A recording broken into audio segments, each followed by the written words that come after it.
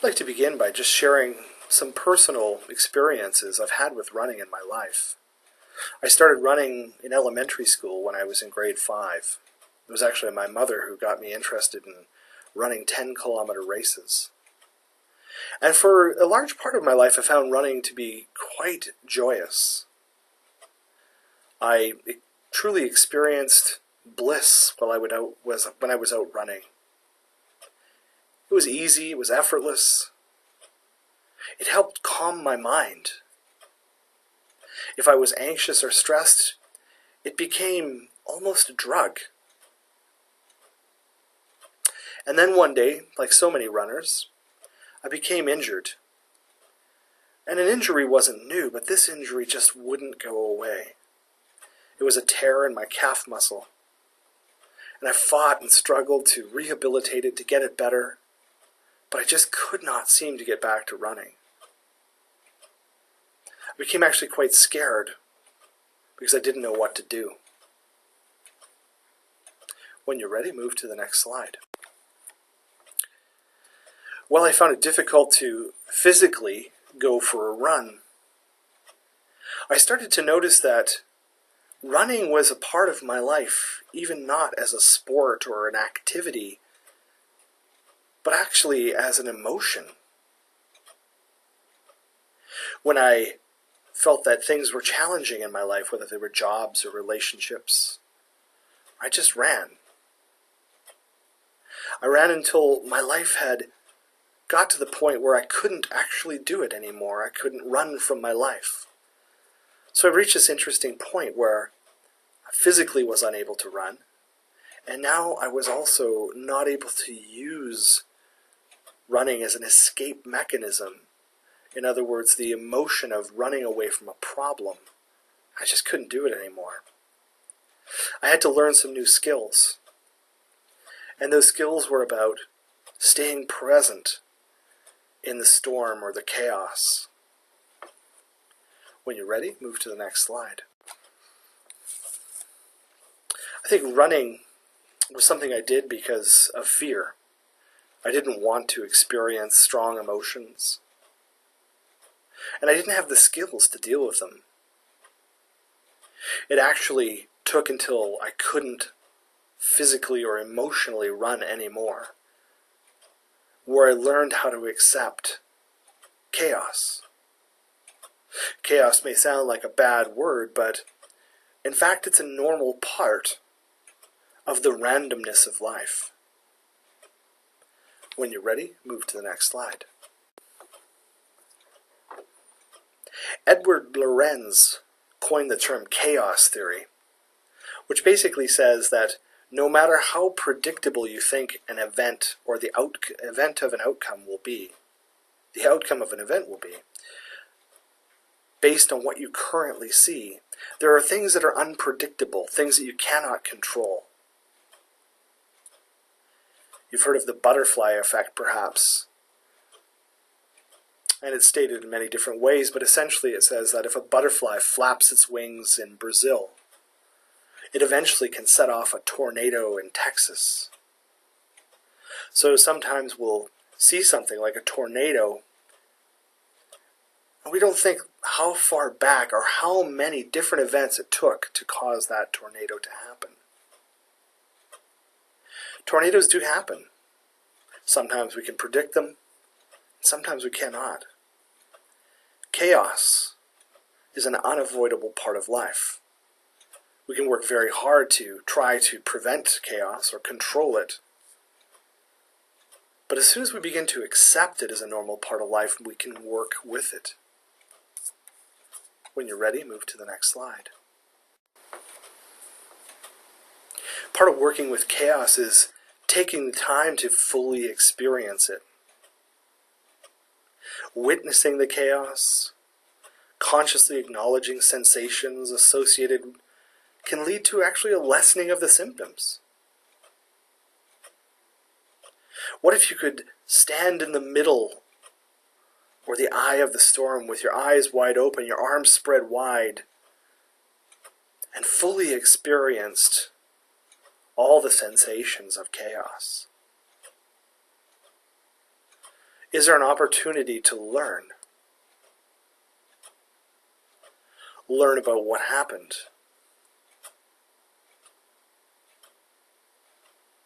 I read somewhere a great quote, and it said, "Your worst days are the greatest days for data collection."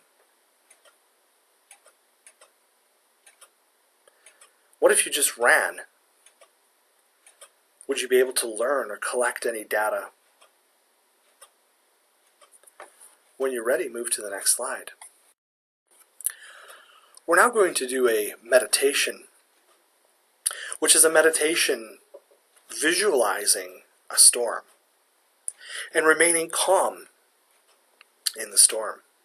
An important skill for life. Begin by, as we have always done, being seated in upright position, feet flat on the floor, hands in a symmetrical position,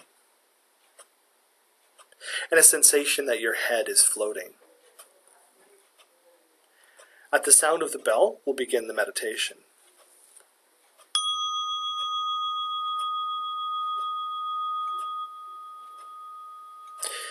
With your eyes closed, bring into your mind a problem or something that's stressful.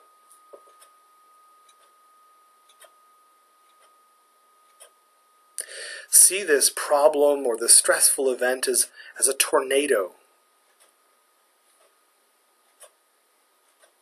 And notice this tornado coming towards you. As this problem comes to you, maybe it's a very familiar problem, you can actually feel there's some warm, moist air.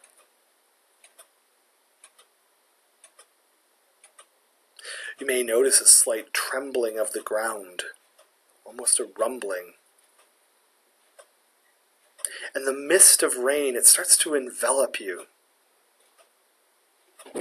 You're not afraid. In fact, you begin by bending your knees, preparing yourself. The tornado comes so close you can reach in and feel the vortex of wind move your hand. Take a step into the vortex and notice that you are in the eye of the storm. It's dynamic, it's chaotic, but you don't fear it. You feel it. You comfortably and calmly breathe while this swirls around you. Notice, as you're in the middle, that you become more calm, less afraid. You begin to understand what's happening. Behind you, you also start to feel the strong wind of the vortex as it starts to push against your body. But you remain strong and still, like a piece of bamboo blowing in the wind. Feel how this wind energizes you. This vortex now passes through your body, and you feel the wind begin to die down. You begin to notice the tornado leaving. In fact, you see the swirl of dust moving past you. Notice that this ever-pervasive feeling of bliss begins to come over you. Perhaps a slight smile begins to develop in the corners of your mouth. You lived through the tornado. You learned something about yourself. And you know that one day it will come back. And you'll be ready. Learning, experiencing. Just as we learned yesterday about prejudice. We learned that knowledge is power. And the more we know something, we remove prejudice. And we become tolerant.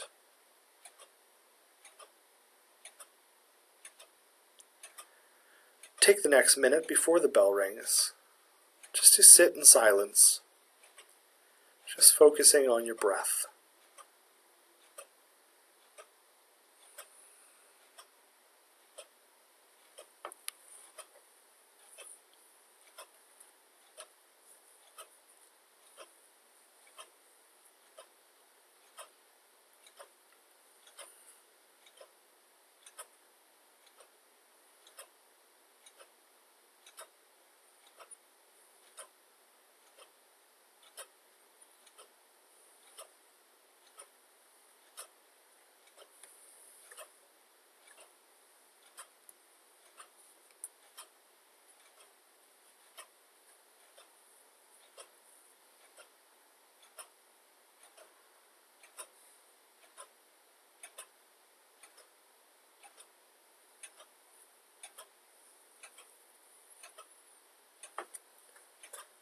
At the sound of the bell, this will conclude today's meditation.